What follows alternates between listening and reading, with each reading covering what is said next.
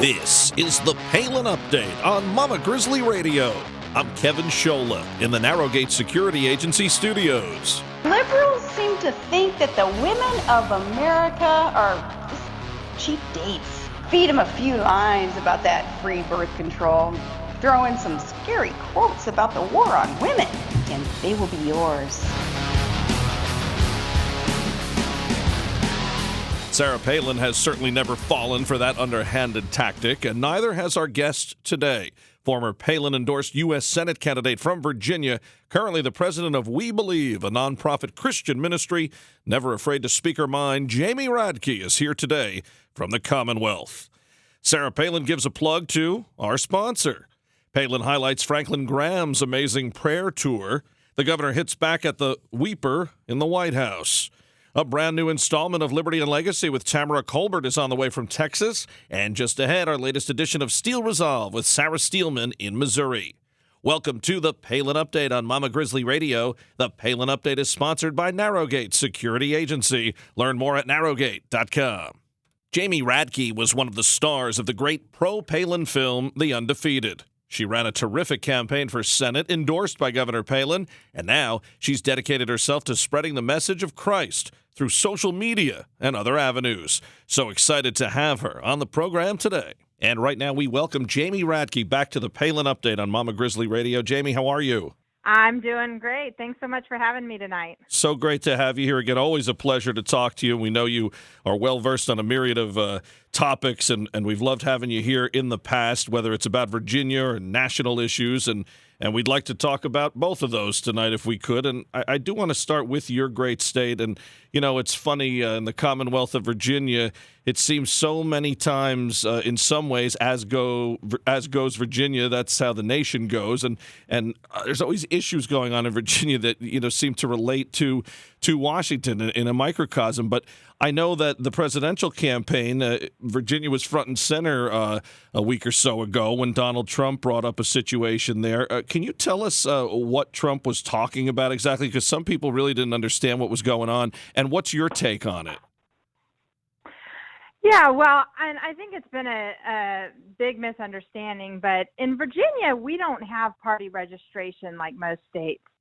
And we have open primaries. And in the past, historically, that has been very difficult for conservatives because as conservatives, we have challenged moderate and rhino Republicans in Republican primaries. And the moderate establishment incumbents have been spectacular at bringing crossover voting into the open primaries. And so they've been very good at courting Democrats and courting independents to come vote in primaries, which has made it very difficult to defeat a lot of these moderate Republicans. And so, but we don't have party registration, so you sort of get stuck in what do we do? And all of us favor conventions, a Republican convention where it's just the party nominating the person they want to be elected.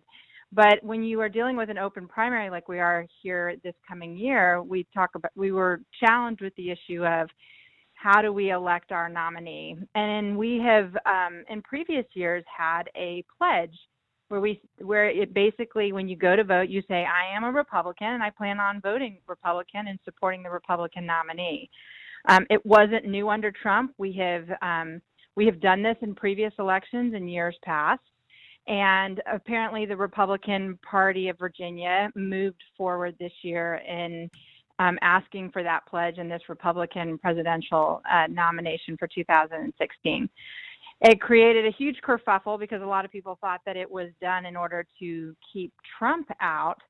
But in fact, the Republican Party State Central Committee, the sort of the governing body, is actually made up of mostly conservatives and Tea Parties. We actually hold the majority. The Tea Party / conservative movement in the Republican Party of Virginia holds the majority. And so it wasn't to, you know, sort of try to do something underhanded to Trump. It really was to ensure that conservatives and Republicans are nominating the Republican candidate.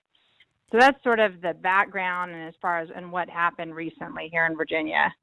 Well, it was interesting to me on many levels because, I've been a registered Republican since I was 18 years old. And I tell you, though, and you used the word just moments ago, rhinos have really made me and a lot of others want to not be in that party anymore. I always kind of qualify it now when I talk to someone. I say, are you a Republican? Well, yes, but, and then you talk about being a conservative or whatever you want to call yourself.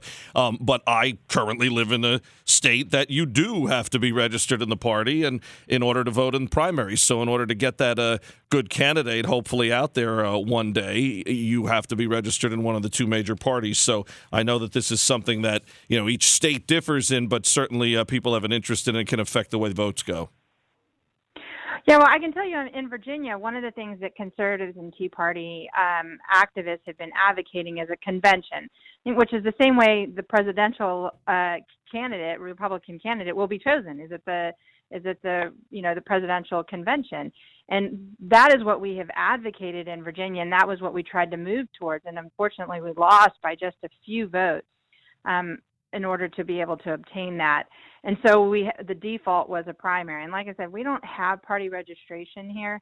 And so this pledge is not ideal. It is not the best situation, but we don't have party registration. And so it's sort of been this caught in the rock in a hard place. We don't have the ideal convention. We don't have party registration. We clearly don't want Democrats coming out to vote. It does raise the issue that you discussed, which is, we do have a lot of disenfranchised Republicans who don't like to label themselves Republicans. We have a lot of disenfranchised conservatives and Tea Party people who prefer to label themselves as independent versus Republican because they are so disgusted with the Republican Party. And so what we initially set out to do years ago, which was to keep Democrats out of the party, we have to sort of look at our process and say, well, we got to make sure we're not keeping out true conservatives and Tea Party people who just don't like to label themselves a Republican because they don't think Republicans are doing the job they're supposed to be doing. So it's definitely not the ideal situation. I totally granted. I am a convention girl. I think that conventions are the best way to go. But that's what really caused the kerfuffle recently here in Virginia. I like to try, and I've had for years, although it's tough to still do it. You have that optimistic view that you can get this party back to being what GOP actually stands for, a grand old party, and getting back to the Ronald Reagan days of this party. And that's why for so long I have stayed, the other reason other than wanting to vote in the primaries, in there. I know Governor Palin has spoken of this too. Instead of, people have asked her, what about a third party? What about an independent run? And she said, well, we want to get the party back to us, and I think there is some credence in that, and hopefully we get enough people like yourself, like Palin, like Mark Levin, and those who have talked in those terms heading in that direction. Your state has proven something to a lot of people in this country in a positive way. We see so many times these great candidates that run, whether it be people who've been affiliated with this show, whether it be Rob Maness, whether it be Sarah Steelman, whether it be Katrina Pearson, and people work so hard for them and go out and really passionately believe in them. And then, the election comes and the money comes in and the big party comes in and people feel disappointed. And you sometimes say, what can I do? Can you really win? Well, Dave Bratt proved in Pennsylvania that you can, and that whole situation with Cantor, one of the highest level ranking guys in Congress, to go ahead and beat him a while back there, a couple years ago. What do you think of Dave Bratt's performance so far, and has he lived up to the billing? He was endorsed by Governor Palin, and here he is, proof positive that you can elect a guy that's quote unquote not supposed to win.